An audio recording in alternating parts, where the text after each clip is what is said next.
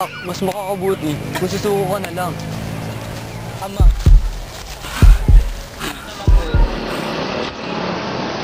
Naku, wag na iyo. Sige na ho. Maraming salamat iyo, pero baka wala kang Nahulog ng langit sa lupa. Ito sa nanay niya. Pero, may nagsasabi ding nakuha ito sa pagkabilang. Ikaw ang aking pangarap. Ikaw ang gusto aking kasama.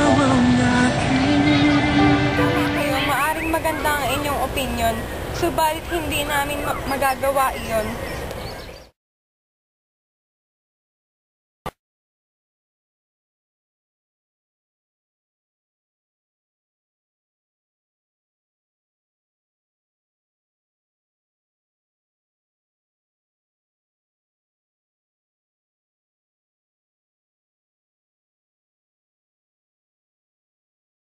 Anong gagawin natin?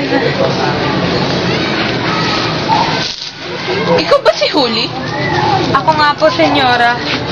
Kailangan ko ng isang babaeng maninilbihan at gagawin lahat ng pinag-uutos ko.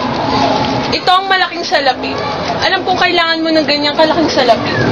Kunin mo at tubusin ang kaawa-awa mong ama. Maraming salamat po, senyora. Hindi ko po alam kung paano kayo mapapasalamatan. Hindi mo alam kung paano ako sasalamatan. Simple lang ang gagawin mo, Iha. Ano po bang kailangan kong gawin para makabayad sa inyo? Maninilbihan ka lang bilang alipin. Ano? Bilang isang alipin? Apo, huwag kang papayag na maging isang alipin. Pero Ingkong, Siya! Aalis na ako. Aasahan ko yan bukas na bukas din, Huli.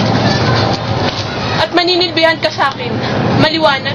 Aalis na ako. Aasahan ko yan, Huli. Kung aalis ka, ay babalik ako sa gubat. At hindi na malit pang tutungtong sa bayan. Ingkong, huwag kang ganyan.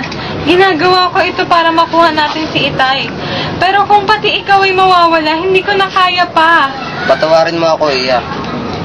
Iniisip ko lang naman ang kalagayan mo kung nagsimula ka ng manilbihan kay Hermana Penchang. Ingkong, kaya ko ang sarili ko, huwag niyo akong alalahanin. Nabalitaan ko nangyari sa'yo.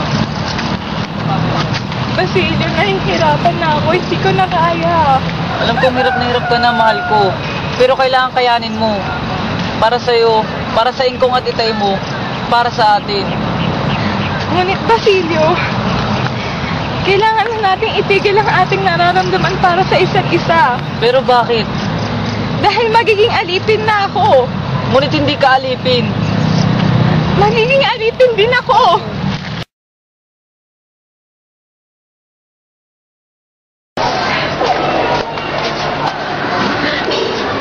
Bakit po ba nangyayari sa amin to?